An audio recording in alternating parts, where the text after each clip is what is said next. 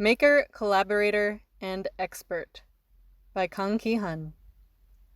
A living lab is a new methodology to resolve social issues.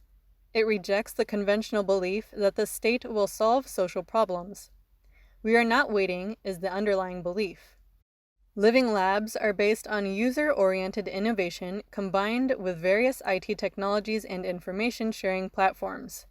A living lab is described as user-initiated and open innovation. There are more than 500 living labs operating in Europe.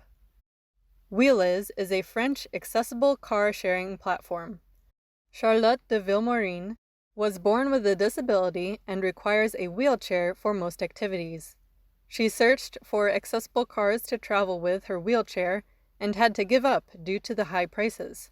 Charlotte noticed the 100,000 accessible vehicles owned by people with disabilities and their families and started Wheeliz. The rental price is around 40% of existing car rental services. Charlotte said that if she wanted the right thing, it was best to do it herself.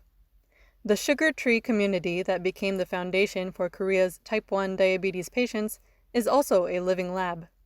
Type 1 diabetes is a condition where the pancreatic beta cells releasing insulin are destroyed and insulin is no longer secreted. Anyone can develop the condition. Type 1 diabetes patients can continue their daily lives as usual, but they need to inject insulin according to their blood sugar level, changing with food consumption.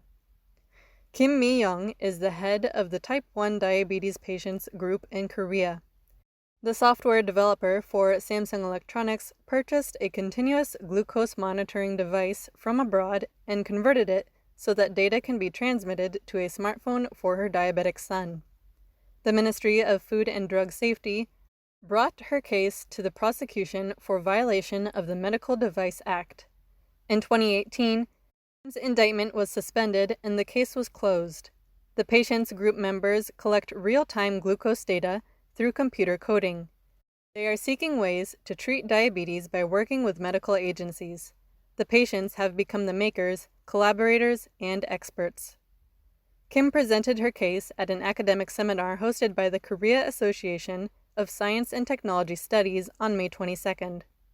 "We haven't done it until now, but I realized that there is a lot that patients can do."